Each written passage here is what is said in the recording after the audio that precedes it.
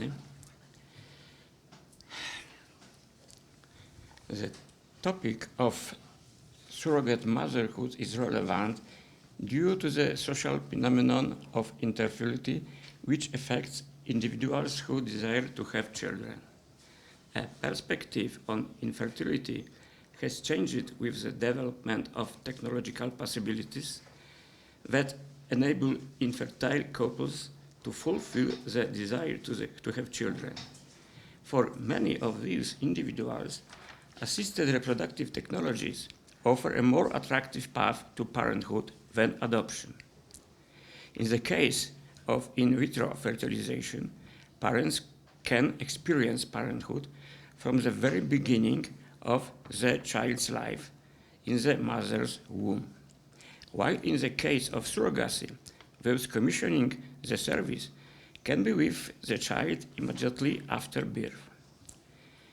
A great deal has been said about surrogate motherhood. Various arguments have been presented for and against it. Lawyers have also intended many creative ideas drawing on the work of legal dogmatics, but above all referring on the opinions of doctors, biologists, theologians, psychologists, sociologists, and representatives of many other fields of science. Although there is little to add to this discussion, I will attempt to do it for two reasons. First, to demonstrate the specific way in which surrogate motherhood is regulated by law in Poland. And second, to present an argument against surrogate motherhood that I have not read in the literature on the subject, but which was significant in the development of my reactant attitude towards this method of artificial procreation. This argument comes from my professional experience related to the fate of young or almost adolescent children.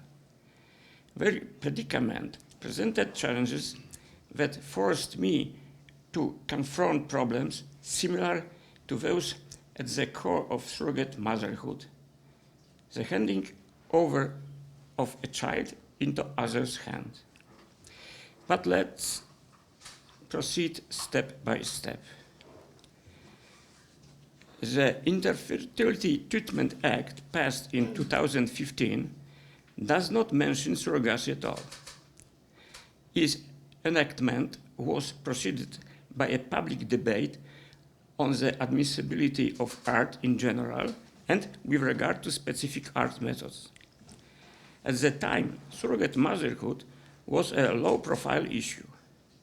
The drafters were concerned that surrogacy, as the most controversial method, might provoke stormy reactions, and then less controversial methods might also be challenged.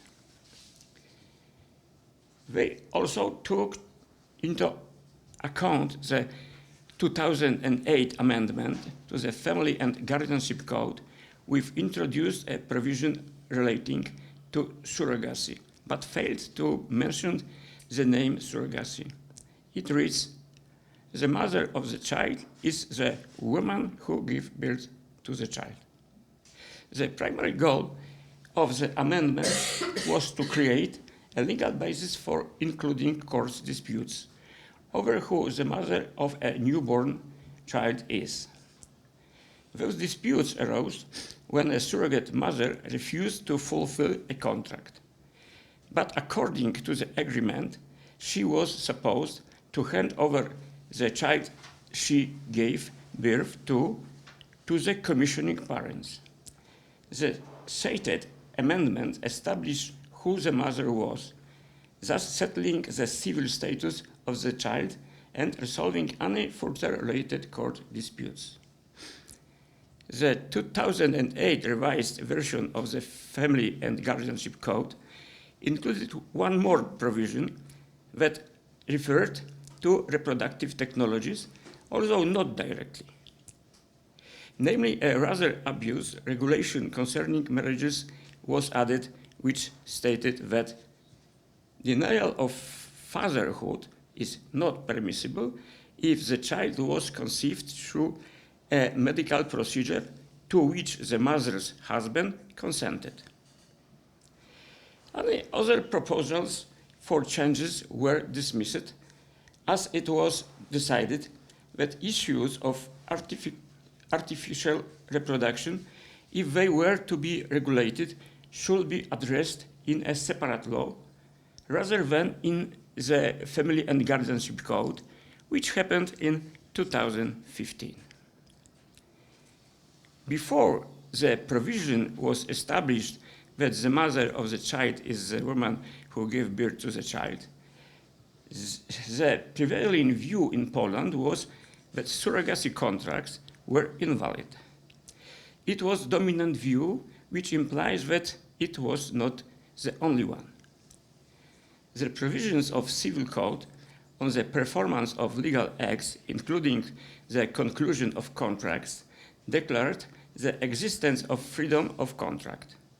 However, invalid were declared contracts contrary to the rules of the law and those contrary to the principles of social coexistence. That is, the moral norms prevailing in society. Consequently, legal acts whose content and purpose contravene universally recognized values and moral rules relating to interpersonal relations are considered contrary to principles of social coexistence. Since there was no legal prohibition on surrogacy agreements until 2008, the dispute over whether they were permissible was transferred to the field of ethics. Is a surrogacy agreement compatible or contrary to the principles of social coexistence? In the debate about ethics, one can defend the view that, for example, surrogate motherhood allows someone to experience parenthood. Society gains a new citizen, an argument that is particularly relevant in times of demographic crisis. It helps someone find meaning in life. We should not turn our backs on the advances of technology, etc. However, the counter-arguments provide, namely that ethics should take precedence over technology, and this means that, for example, not everything technically possible should be followed or even permitted. Surrogacy is linked, or at least could be linked, to human trafficking and is certainly a manifestation of the objectification of the child. A woman's consent to be a surrogate also objectifies her, even if she is willing to enter into the agreements. There is a risk to obtaining surplus embryos, among other concerns. After the introduction of the mentioned regulation of 2015, the issue of identifying the mother became obvious. If a child was born to a woman who entered into a surrogacy agreement and even accepted payment for it, she is considered the mother and is listed as such on the birth certificate. While she could consent to the adoption of the newborn and designate the individuals who commissioned the surrogacy as adoptive parents, known as adoption by designation, it was highly uncertain whether the court would approve such an adoption. The execution of the surrogacy agreement became questionable and independent of the parties' intentions, as the court could determine that the designated individuals did not meet the requirements for adoptive parents. The fact that they entered into an agreement treating the child as a subject counted against them. It is also worth noting here that since 2019, parents may only designate close family members as candidates to adopt their child. This is the current legal regulation of surrogate motherhood in Poland. It is considered inadequate, and there is a call for the legislature to take a clear stance of this issue. The parental relationship established through surrogacy is achieved at the expense of essential values related to procreation, such as the stability and clarity of parental bonds, responsibility and care for life, and the treatment of offspring as a gift. This word is from Małgorzata Soniewicka from Jagiellonian University, and I think it's a good word, I said to Alexandra. That is why there should be explicit restrictions on the permissibility of contracts whose subject is the conception of a child and transfer of parental rights to another person or persons. I would like to add that entering into such agreements involves creating a parental relationship at the expense of another value, that is the concern for the child's psychological well-being.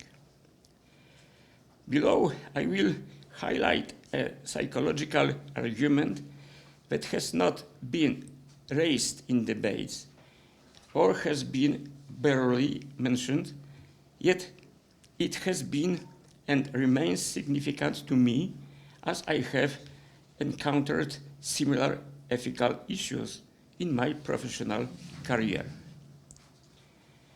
When the issue of art, including surrogate motherhood, emerged in social debates in Poland, I was working as an educator and caretaker in a children's home. For a decade, I set aside academic research, dedicating myself entirely to tutoring and caring for the children. My wards were boys and girls, ages ranging from 3 to 23, who come from complex family backgrounds, affected by alcoholism, violence, crime, mental illness, poverty. Some of the wards even posed risks to others. They were stealing, drinking alcohol, inhaling glue, and displaying aggression. From time to time, as guardians, we faced dilemmas over whether certain children should remain in the children's home. For instance, consider a 15-year-old boy tending to bully weaker children. Should he stay, or should we petition to court to have him placed in a resocialization center where he would be closely monitored with restricted freedom? Under such controlled conditions, we hoped it may be easier for him to navigate the turbulence of adolescence and eventually find stability, employment, and independence. These debates were always difficult because the boy was, in a sense, part of our family. He had been with us for over a year or more. Yet there was no guarantee that he would thrive in a new environment. We speculated that he might simply be transferred again to an even stricter facility. Given that he hadn't integrated well into our community, there was a real risk that he would struggle even more in a new setting. During these discussions, I collaborated with social workers, teachers, police officers, judges, and most importantly, psychologists. Through these conversations, became acquainted with a then emerging field in such psychology, which is now well established prenatal psychology. Today, it is a subject of intensive research and study. Prenatal psychologists emphasize the emotional needs of the child and how fulfilling or neglecting those needs impacts their future development and functioning. According to prenatal research, an unborn child requires affection and care for their mental and physical well-being, primarily from a loving mother with whom they forge in unique bond, but also from their father. Unfortunately, the prospect of separation from the child after birth often causes the emotions of the surrogate mother, depriving the child of the affection of warmth they would typically feel from both parents before birth. The expectations of the commissioning parents towards the surrogate mother often conflict with the child's prenatal psychological needs. For those parents, the priority is that the surrogate mother avoids forming an emotional bond with the child. In fact, they may worry that the surrogate could respond to the child and their needs, as prenatal psychologists claim. What is the analogy between a child born as a result of surrogacy agreement and the decision-making process at the children's home regarding the future of teenage Billy? When we debate what to do with a morally troubled world, our primary concern was for their future well-being. We feared that any decision we made could have a significant psychological costs for the world, potentially impacting their mental health and future development in various ways. By analogy, when a child leaves the mother's womb after 9 months of having an incomparable bond with her, they experience the separation even more intensely. The newborn has a developing psyche and, given their age, is particularly vulnerable. This transition does not merely pose a risk on the suffering and developmental disruption. It creates a near certainty that this challenge will come at the significant psychological cost for the infant. A question may arise as to whether those like me who accept the adoption of a child directly after birth, when a mother relinquishes her parental rights, have grounds to criticize surrogacy. In both cases, a child is transferred by a mother who carried them through pregnancy, forming a unique biological and psychological bond over 9 months. Ethically, however, I see this situation as polar opposites. The adoption of an infant typically results from a challenging situation for the mother, who often feels lonely and abandoned, and who may feel unable to provide proper care for the child. In this case, the mother's decision to place the infant for adoption is driven by concern for the child's well-being. Surrogacy, by contrast, is an arrangement created by adults for the purpose of bringing a child into the world under contract. The adults commission a service, secure a surrogate, involve legal, professional, and medical staff, and adhere to a predetermined agreement set in place even before conception, carrying it through pregnancy and delivery. To conclude, we live in era of growing aversion toward children, promotion of child-free lifestyles, a portrayal of children as obstacles to self-fulfillment, and even the widespread replacement of children with pets is so-called interspecies families. Therefore, it seems one should fully support all methods of assisted procreation as an exception of acceptance for children and the desire to experience parenthood. Despite the various reservations toward arts that I have gradually overcome over the years, surrogacy remains a boundary I am unable and unwilling to cross.